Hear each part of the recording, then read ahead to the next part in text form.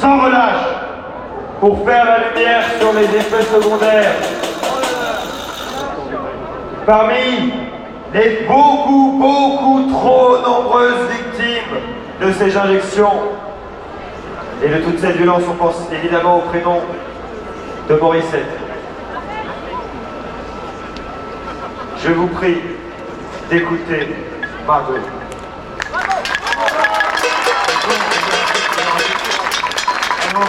D'abord, je dois vous dire un message de Nicolas Dupont-Aignan, vous savez, qui est très engagé à l'Assemblée nationale.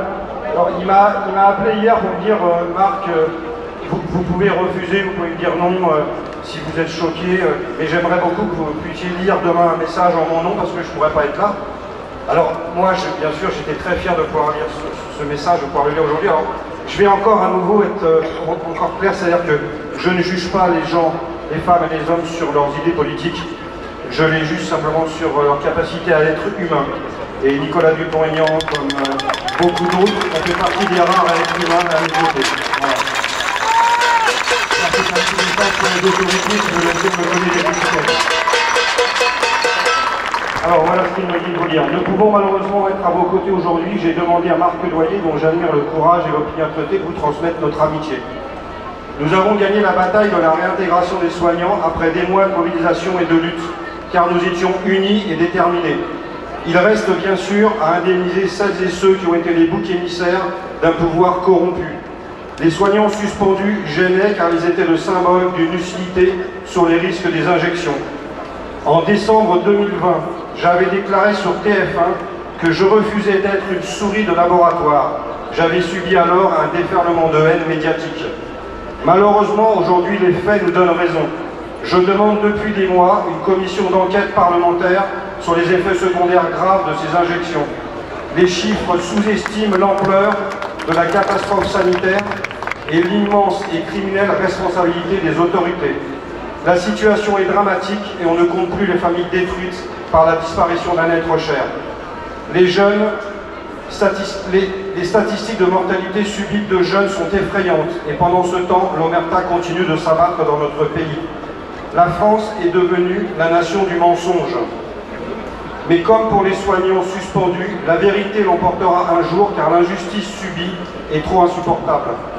Nous ne sommes que quelques-uns et au début d'un long chemin, tant nous devons affronter la propagande des puissances d'argent et de l'Union européenne antidémocratique. Mais nous vaincrons ensemble. Merci à vous tous pour votre mobilisation. Je ne lâcherai jamais ce combat. Vous pouvez compter sur moi à l'Assemblée nationale et partout dans le pays, en métropole comme en outre-mer. Je vous embrasse tous.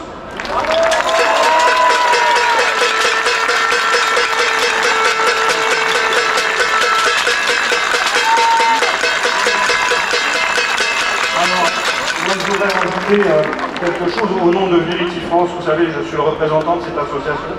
On a parlé tout à l'heure de Frédéric Beltra, qui a vu son fils mourir dans son salon à 20 ans.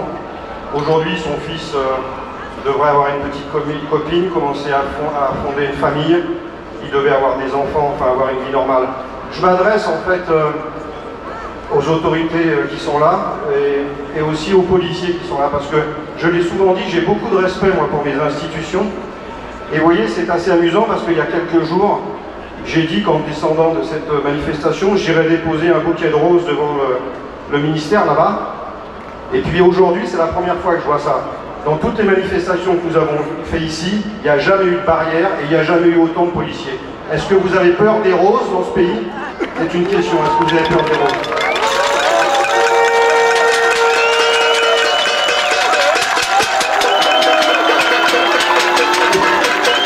Finalement, je me suis dit que ces roses, elles seraient beaucoup plus utiles et beaucoup plus jolies, même sur la tombe de Morissette, donc j'irai tout à l'heure déposer ces roses sur sa tombe, ce sera beaucoup plus efficace, et surtout je ne veux pas les salir devant ce ministère qui n'a rien fait pour moi.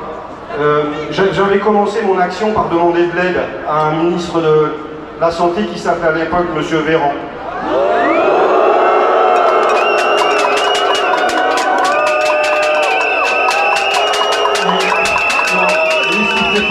Il n'en parle vraiment pas la peine, c'est encore trop d'honneur que vous lui faites. Et en fait, j'avais fait appel au neurologue, parce qu'il est neurologue, pour essayer d'obtenir un traitement expérimental pour essayer de sauver ma femme.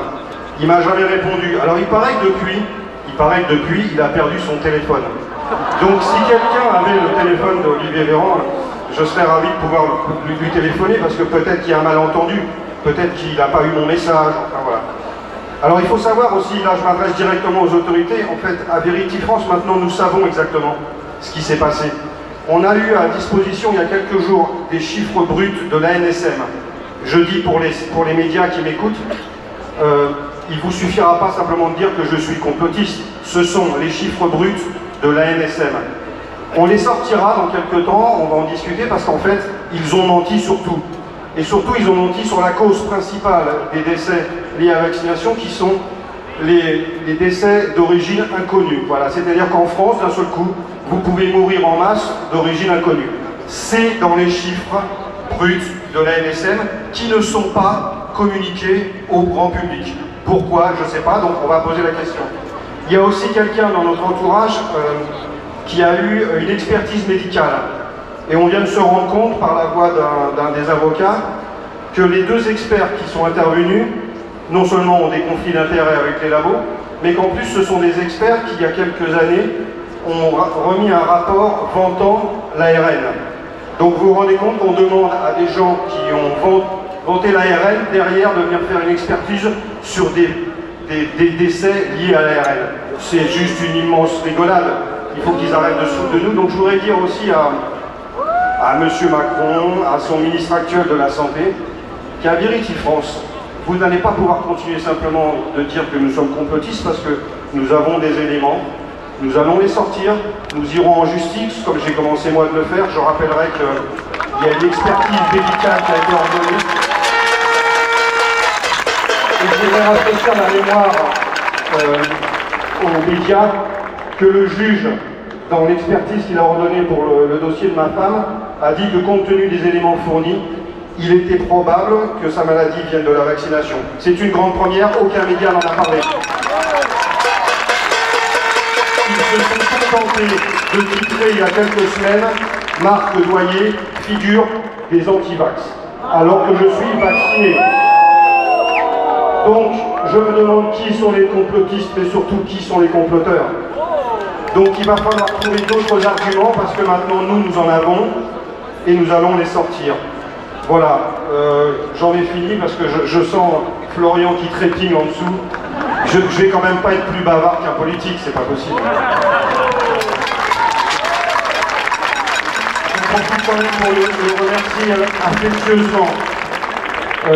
Je suis arrivé à un point de ma vie maintenant où je m'accroche à tout ce que je peux m'accrocher, à mes enfants, à ma famille, à vous qui êtes là. Je le dis aussi pour là. Posez-vous la question, messieurs les policiers, messieurs les médias, pourquoi Emmanuel Macron, président de la République, qui a poussé tout le monde à se faire vacciner, n'est pas vacciné lui-même? Pourquoi? Pourquoi il n'a pas vacciné son épouse?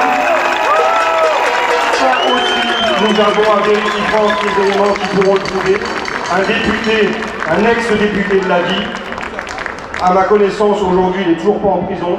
Donc, je vous confirme que M. Emmanuel Macron n'est pas vacciné, qu'il a demandé à tous les Français de le faire, alors qu'il n'est lui-même pas vacciné. Donc, messieurs les policiers, messieurs les journalistes, messieurs les militaires, vous avez des familles, vous avez des enfants, vous avez des maris, vous avez des femmes, donc vous pouvez entendre dans mon cri du cœur que ce qui est arrivé à Frédéric Peltrat, de voir son fils le soir même mourir dans son salon, ça aurait pu vous arriver à vous. Donc j'espère que quelque part au fond de votre cœur, vous comprenez notre combat. Merci.